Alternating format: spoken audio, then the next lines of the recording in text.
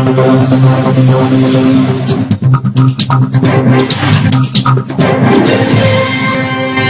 हिंद फौज के संस्थापक नेताजी सुभाष चंद्र बोस की जयंती पर आज देश उन्हें स्मरण कर रहा है। नेताजी का जबलपुर से काफी गहरा नाता रहा है। 1938 में त्रिपुरी कांग्रेस के अधिवेशन में नेताजी जबलपुर आए थे। इसके अलावा नेताजी का जबलपुर की केंद्रीय जेल से भी गहरा रिश्ता रहा है। ब्रिटिश सरकार ने जब उन्हें सजा सुनाई थी तब नेताजी 22 दिसंबर 1931 को इसी जेल में लाए गए थे और 16 जुलाई 1932 को उन्हें बंबई की जेल में ट्रांसफर कर दिया गया था। इसके बाद नेताजी को अंग्रेजों ने 18 फरवरी 1933 को जबलपुर जेल में रखा और 22 फरवरी 1933 को मद्रास भेज दिया था। जेल की जिस बैरक में उन्हें अंग्रेजों ने रखा था उस बैरक में मौजूदा वस्तुएं आज भी उसी हाल में रखी हुई हैं। नेताजी के हस्ताक्षर वाला जेल रजिस्टर और उनके नाम का वारंट आज भी जबलपुर जेल में सुरक्षित रखा गया है।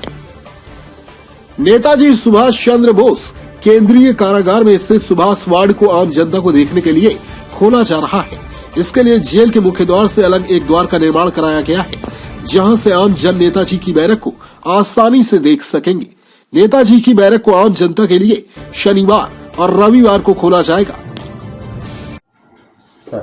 ये एक 14वीं जयंती है, किस प्रकार से आप लोग इसको मनाते हैं और क्या शिक्षा देते हैं जो कैदी यहाँ पर रखते हैं? जैसा कि आपने देखा होगा, नेताजी सुभाष चंद्र बोस इस जेल पर परिणत रहे हैं अन्य स्वतंत्रता सेनानियों की तरह, और ये इस जेल का बड़ा सौभाग्य है। आपने देखा होगा कि जहाँ नेताजी रहे थे वहाँ पर उस वार्ड को हमने संरक्षित करके रखा है, उनके प्रतीक चिन्हों को सहेज करके रखा है। उस समय के एडमिशन रजिस्टर, उस समय के उनके जो कागज, वारंट, वो भी सब आपको देखने को मिलेंगे। इस सुभाष चंद्र बोस की जयंती पर हम बंदियों के बीच में कल्चरल प्रोग्राम, स्पोर्ट्स कराते हैं, बैडमिंटन, क्रिकेट, चेस, और फिर उनके इनाम वितरित करते हैं। इसके साथ साथ में फोक डांस वगैरह ये भी होता है। एक बंदियों के अंदर जेल में एक उत्साह का वातावरण होता है। इस प्रकार से हम इसको मनाते रहे हैं। इस वर्ष खास ये है कि ये आम जनता के लिए भी खोला जा रहा है। अब बाहर से भी आम नागरिक आकर के, और स्पेशली हमने अभी शनिवार और इतवार दिन रखे हैं, दिन के 10 बजे से 2 बजे के बीच में आम जनता भी आकर के नेताजी सुभाष चंद्र बोस कैसे रहे, किस जगह पर रहे, उनके साथ क्या प्रतीक चिन्ह है, उनको देख पाएंगे। एक उत्सुकता जो रहती है उसको वो सहेज कर रखेंगे और अपनी पुष्पांजलि भी अर्पित कर सकेंगे।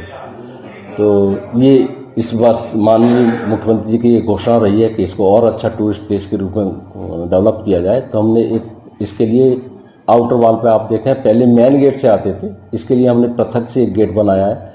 बाहर रिसेप्शन रूम तैयार किया जा रहा है, रोड तैयार की गई है, रेनोवेशन का कार्य किया गया है, और ये दूसरी कुछ चीज़ें तैयारी की गई हैं। तो अब माननीय मुख्यमंत्री जी की घोषणा के अनुरूप ये आम व्यक्तियों के लिए भी अब इसे खुल करके रखा जाएगा, जिससे आम जनता आकर के अपनी पुष्पांजलि अर्पित कर सके। क्या समय रहेगा आम जनता के लिए? जैसा मैंने बताया, अभी सैटरडे और संडे हमारे सुरक्षा के कुछ बिंदु अभी रहे हैं, वाच टावर वगैरह बनना है।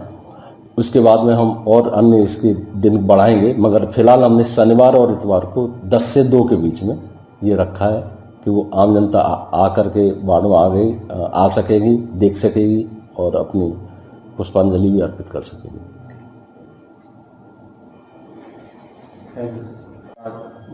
पेशेंट कोविड के बारे में ये बताना चाहूँगा कि जो नवीन प्रविष्ट जो बंदी है, हम गेट से उनको सैनिटाइज करते हैं, हाथ धुलाते हैं और बाकी सारी सुरक्षा व्यवस्थाएं तो रखी हैं। टेस्ट के बाद में हम शुरुआत से ही उनको सेपरेट रख रहे हैं, पृथक कक्षों में रख रहे हैं, और जैसे किसी की रिपोर्ट पॉजिटिव आती है तो जो आवश्यक दवाइयाँ हैं या काढ़ा तो हम सबको ही पिला रहे हैं खैर, और उसके साथ में हम उनका ट्रीटमेंट और विशेष ध्यान रखते हैं। वर्तमान में 7 प्रिजनर्स हैं जो कोविड पॉजिटिव हैं, और 8-10 दिन बाद वो निगेटिव हो जाते हैं और उनको नॉर्मल उस बैरिक्स में ले जाते हैं। अभी हम कम से कम जो नए प्रविष्ट बंदी हैं उनको हम 3 सेपरेट चरणों में रखते हैं। पृथक कक्ष में रखते हैं, उसके बाद में हमने एक नर्मदा खंड सेपरेट किया है, वहाँ रखते हैं। उसके बाद में हम तीसरे स्टेप में हम उसे आम बैरिक में ले जाने का प्रयास करते हैं। अपने आसपास की हर छोटी बड़ी खबर देखने के लिए हमारे चैनल पुलिस ब्यूरोक्रेट्स न्यूज को बेल आइकन दबाकर सब्सक्राइब करें, जिससे आपको हर खबर समय से मिलती रहे। अधिक जानकारी के लिए हमसे संपर्क करें। हमारे कॉन्टैक्ट नंबर हैं 9039011886 एवं 9770229999।